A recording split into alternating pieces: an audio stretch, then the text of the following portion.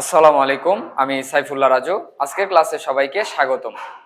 আজকে আমরা informal letter লেখা শিখব। একটা মাত্র থিম ব্যবহার করে আমরা অনেকগুলো লেটার লিখব। চলো এই বিষয়টা আমরা দেখি কিভাবে লেখা যায়। প্রথমে ইনফর্মাল লেটারে যে বিষয়টা থাকে, প্রথমে আমাদেরকে অবশ্যই ডেট দিতে হবে। তো আজকের যে ডেট, দেখো আমি এখানে ডেট দিলাম হচ্ছে 8 তারিখ, 8 এপ্রিল 2026। এরপরে যে পার্টটা দিতে হবে সেটা হচ্ছে তোমাকে অ্যাড্রেস দিতে হবে, মানে তুমি কোন জায়গা থেকে লিখতেছো এই অ্যাড্রেসটা দিতে হবে। আমি লিখলাম হচ্ছে মৌচাক, গাজীপুর। এরপরে আমার হচ্ছে কাজটা থাকবে হচ্ছে আমি লিখবো মূল মেইন অর্থাৎ বডিটা লিখবো। বডিটা হচ্ছে যে ডিয়ার ফ্রেন্ড, তুমি যার কাছে লিখবা, মানে যেই বন্ধুর কাছে তুমি লিখবা এখানে সেই বন্ধুর নাম দিতে হবে। দেখো আমি আমার হচ্ছে ধরো আমি হচ্ছে আমার নাম রবিন, আমি আমার রনি নামক একজন বন্ধুর কাছে আমি একটা লেটার লিখবো। তো সেক্ষেত্রে আমি লিখবো হচ্ছে ডিয়ার ফ্রেন্ড রনি। এখানে মনে রাখবো অবশ্যই তোমার এখানে নিজের নাম দেওয়া যাবে না, বন্ধুর নাম দিতে হবে। যদি প্রশ্নে নাম দেওয়া থাকে তাহলে ওই নামগুলো ব্যবহার করতে হবে, আর যদি দেওয়া না থাকে তাহলে তুমি তোমার নিজের নাম বা বন্ধুর নাম ব্যবহার করতে পারবা। তো আমি কি লিখলাম, ডিয়ার ফ্রেন্ড রনি।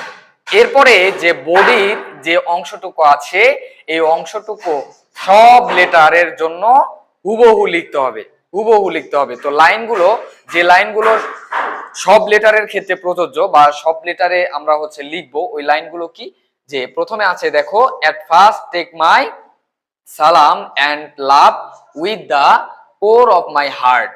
প্রথমে আমার হচ্ছে কি সালাম নিও এবং ভালোবাসা নিও হৃদয়ের গভীর থেকে, বা এরকম লাইনটা, এটা আমি বুঝাইলাম।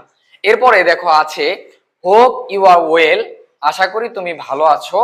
I am also well by the grace of Allah, মানে আমি আল্লাহর রহমতে বা আল্লাহর কৃপায় আমি অনেক ভালো আছি।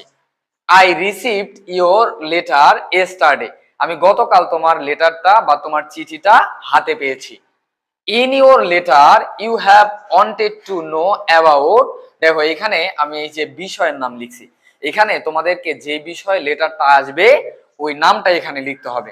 তো এখন দেখো, in your letter you have wanted to know about, মানে ওই লেটারে তুমি আমার কাছ থেকে কোন বিষয়ে জানতে চেয়েছো সেটা, এই বিষয়ের নাম এখানে তোমাকে লিখতে হবে। এটা লেখার পরে তারপরে দিবা হচ্ছে now I am writing you, এখন আমি তোমাকে লিখতেছি। তো এটা দেওয়ার পরে যে টপিকের উপর লেটারটা লিখতে বলবে ওই টপিকের উপরে তোমাকে এখানে কয়েকটা সেন্টেন্স লিখতে হবে, 3টা 4টা, তুমি যেভাবে বা যেরকম করে তুমি লিখো না কেন 4টা সেন্টেন্স এখানে লিখতে হবে। এরপরে একটা গ্যাপ দিতে হবে, অর্থাৎ একটা প্যারা করতে হবে, স্টেপ করতে হবে। স্টেপ করার পরে তার পরের লাইনে এখানে লিখতে হবে, দেখো যে নো মোর টুডে, আজকে আর নয়। Convey my best regards to your parents and love to your youngers, অর্থাৎ এই কথাটা আমি লিখবো হচ্ছে একদম শেষে। আমি আবার বলি যে প্রথমে বডিটা যে লাইনগুলো আছে, শুধু এইখানে যে বিষয়ে লেটার আসবে আমি ওই বিষয়ের নাম এখানে লিখবো।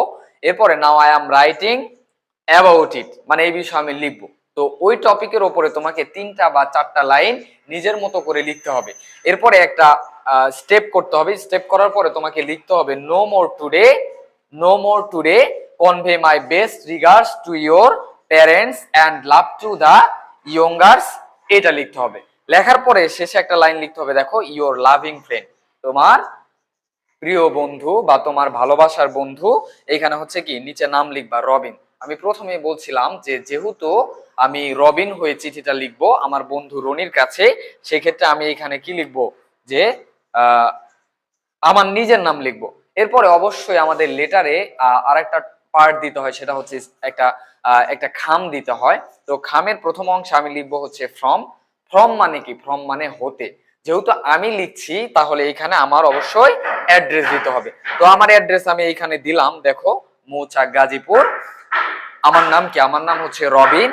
আর এইখানে দেখো টু, টু মানে হচ্ছে তে, অর্থাৎ যার কাছে এই চিঠিটা যাবে তার ঠিকানা। তো তার অ্যাড্রেস ধরো সে মিরপুর 2-এ থাকে, এই জন্য আমি মিরপুর 2 লিখলাম। আর তার নাম কি বলতো, আমার বন্ধুর নাম যেহেতু আমি বলছি রনি, সেহেতু তার নাম আমি এখানে রনি লিখলাম। আশা করি এই যে ফরম্যাটটা এটা বুঝতে পারছো, এটা দিয়ে তোমরা অনেকগুলো ইনফর্মাল লেটার লিখতে পারবা। জাস্ট চেঞ্জটা আসবে কোথায় এটা মনে রাখবা, যে বিষয়ের নাম দিতে হবে, ওই টপিক বা ওই বিষয়ের উপরে তোমাকে 2-3টা সেন্টেন্স লিখতে হবে, 3টা বা 4টা, তুমি যেমন পারো তুমি লিখবা। এরপরে এই লাইনটা দিয়ে সুন্দরভাবে এটা কমপ্লিট করবা। আশা করি বুঝতে পারছো। আজকের ক্লাস এ পর্যন্ত, দেখা হবে পরবর্তী ক্লাসে। আল্লাহ হাফেজ।